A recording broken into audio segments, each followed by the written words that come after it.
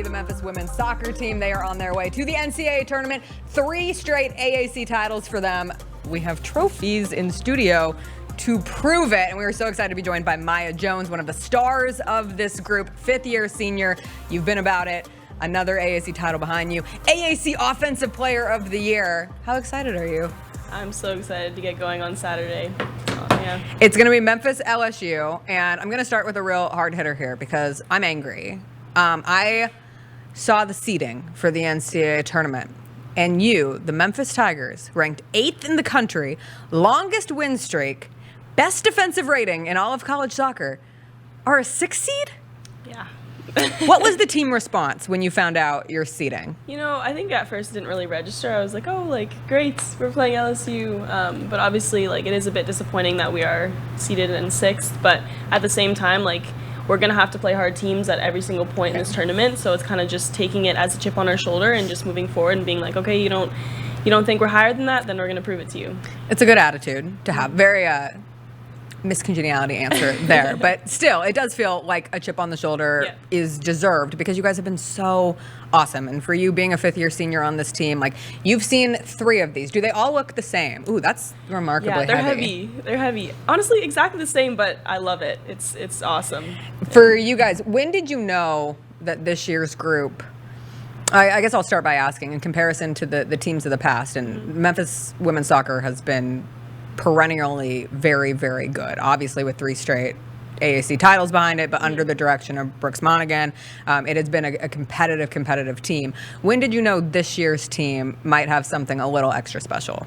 I honestly think we kind of knew it from the first week of preseason. Brooks was kind of using the word like we have the potential to really go far, and I think we've obviously met that potential thus far in the season. I think our freshmen have really stepped up to the plate. We have a lot of freshman starters, a lot of freshmen that come off the bench, and I think just in terms of our team culture as well, like, we were so connected from the first week, and I kind of just knew at that point that we were gonna get to this point in the season.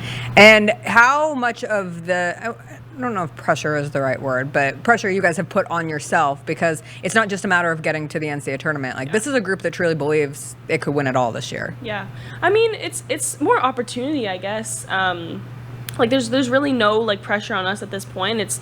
We have nothing to lose. We've done so well up until this point in the season, and it's kind of just taking every game one at a time and trying to go as far as we can. And obviously last year we got Sweet 16. We made history in terms of doing that. So our goal is to kind of just get even further and just keep pushing this program to be an elite program and prove that to the rest of the country.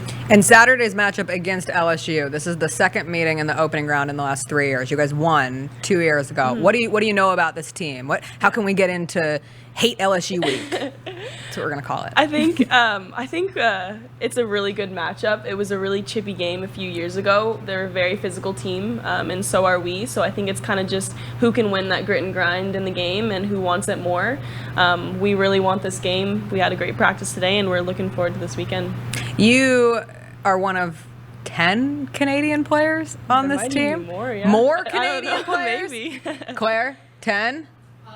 It's about 30-something%. 30% of the Memphis women's soccer team is Canadian. Kelsey Wright-Johnson will be thrilled. You're from Calgary, Alberta, correct? What was it like for you in the recruiting process and how you ended up here in Memphis? Yeah, I mean, one of my good friends, Tanya Boychuk, she is an alumni. She went here, and she's also from Alberta, Canada, and I was like, man, this is a really international roster. It's something that I want to try out. I really loved the staff from when I first met them. I love the campus and the culture, and I was like, I'm going to go for this. What was the biggest adjustment for you moving from Canada to Memphis? The driving, but honestly, I think it was just a really different culture in Memphis than it is where I'm from. And the people are obviously mostly Canadian, so that really helped me adjust. But for the most part, just the culture in general. How do you describe Memphis, like, to people back home? I'm not from Memphis either, so I always am doing, like, the recruiting pitch of, come visit me in Memphis. It's this, and this. Like, what's your recruiting pitch, not just for other players to come and play at Memphis, but, like, for friends and family to come and give it a try? I mean, like, it's just a really different city. I like, it's a blue collar city. Like, a lot of people here, I guess, like, like our team, we're really like grinders, and I kind of feel like the city represents that as well. I love coming downtown. I enjoy going to the river. Yeah, it's just it's my home, honestly. Yeah. Do you have a favorite food place? Yes, Kooky Canuck. Shout out to Sean. Go there. He's great. The Canadians are taking over. Yeah. Does it feel like you guys have a Canadian stronghold? I would assume, is it mostly Canadian? So 30% of the roster. 36%. 36% of the Yeah. roster. Do you feel like you guys have a stronghold in the World Cup rankings of Memphis women's soccer? Like it's Team Canada? I mean, we always do this game. It's called soccer baseball, and we go Canadians versus Americans.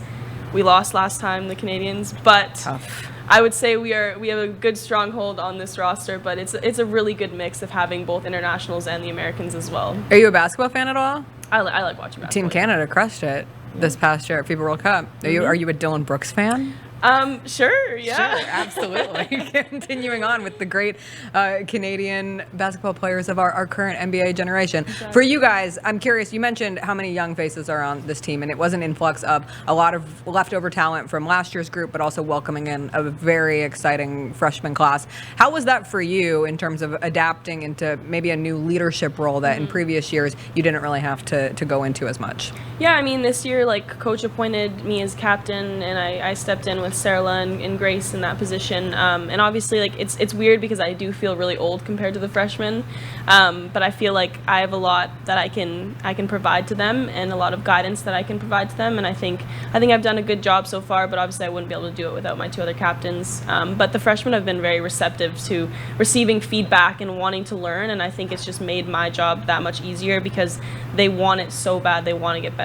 What's the oldest you've ever felt having to be around so many young people? Oh, this morning, Actually, the freshmen are talking about having Snapchat Premium, and I was just like, guys. Snapchat Premium? Premium, apparently. I don't know people bought that, but I felt really old Okay, this so are morning. you on Snapchat? I'm on Snapchat, yeah. Rosa, are you on Snapchat?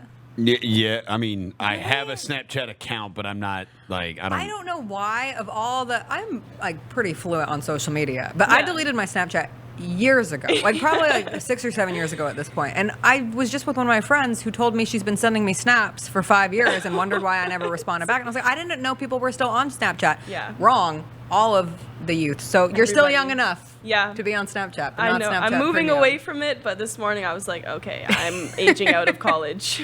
What will be next for you? I know that you graduated this past spring. What did you get your degree in? Health sciences. Awesome. And I'm in my MBA right now. Oh, congratulations. Very Thank you. exciting. Do you know what you want to do with that? Not really, honestly. I'm kind of just like trying to create versatility in jobs in the future. But I think next year it'll be going pro for me and just kind of seeing the best opportunities that I can get.